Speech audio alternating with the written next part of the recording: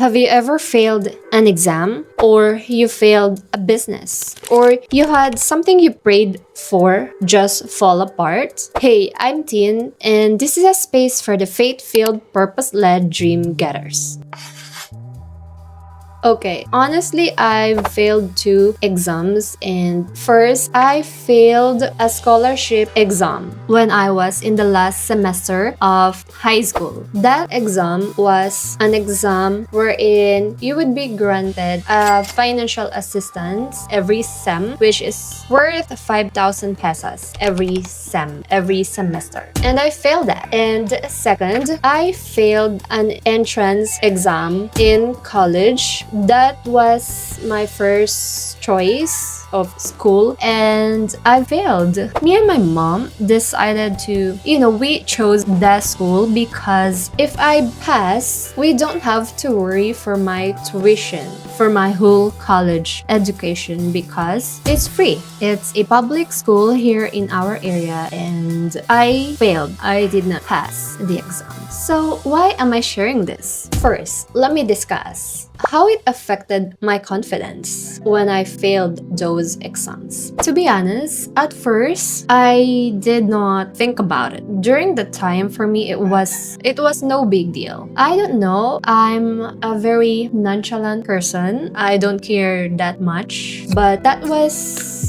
way back when I was studying. I saw my classmates, they passed the scholarship exam where they don't need to pay for tuition, like it's free. And for me, that was not possible because I failed. Well, I thought maybe I wasn't that smart, or I wasn't smart enough like them. And there's also this pressure, honestly, like family pressure and social pressure. However, I thought I should have done better, So back with my story, here's what I did. I actually started to move forward in my life. Those exams, those failed exams don't define me. It doesn't define me, what I'm capable of. Maybe that's not really for me, or maybe I did not really prepare for those exams, but I've learned lessons, and this is the key part in here. This is the moment that you gotta see the big picture. You gotta believe that there's a reason. So let me share this to you. Number one, failure isn't your identity. It's just information. You failed and then you try again. Who knows, the next try, you might pass and you might receive a reward for not giving up. Second, God's not finished with you, and God uses closed doors to develop your character, your resilience, and patience. So it's okay to fail. Before, I didn't actually believe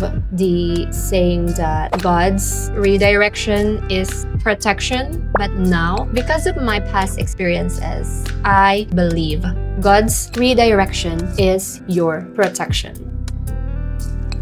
Let me just grab my phone and read this to you. Did you know that Howard Schultz, I don't know if I'm pronouncing it right, he actually faced significant rejection when seeking funding to purchase a Starbucks and transform it into the Italian-style coffee house chain that we know today. So he was turned down by over 200 investors. Wow! See? So investors found his vision too risky, that people wouldn't pay for an expensive coffee. Really? But because he believed, see what we've got today. Many people are paying for an expensive coffee, and everyone loves Starbucks.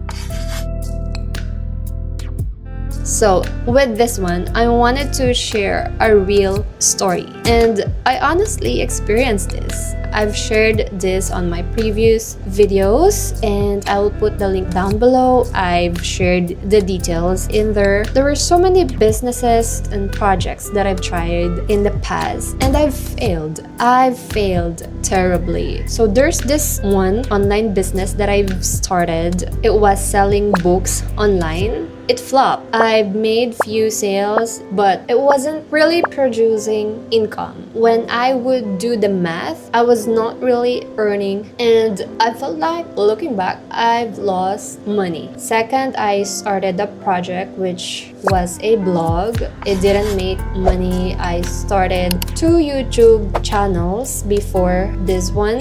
I started way back in 2020. I got so burned out.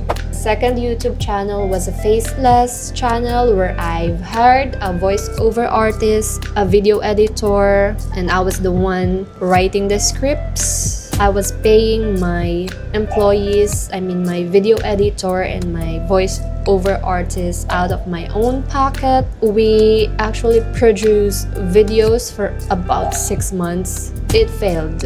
It failed because I gave up too early. I know that full well. But also, it failed because I wasn't ready. But of course, I'm grateful because I've tried. Maybe you're someone who failed too many businesses and you've tried maybe a traditional business like a coffee shop, food stalls, or whatever it may be, and you've seen it failed and flop. I know how it feels, honestly. I literally cried one time because I was pushing myself so hard to perfect this landing page for my digital products. And I found myself crying because it was hard. I couldn't explain. It's like you're creating a website and I was not skilled to do that. But I did it anyway. I've studied. I bought ebook. I paid coaches, mentor. It was hard. But you know what? Because of those failed businesses, online businesses that I've tried, I felt like I am more equipped now. So, you failed, so what, right? There's always a lesson from those failures. And you can learn from your mistakes and become better next time. Remember this. What failed wasn't you. It was actually a version of you that needed to grow. And here's a universal truth. Your lowest season isn't a sign that you're unworthy, and it's often the place or the season where God rebuilds you.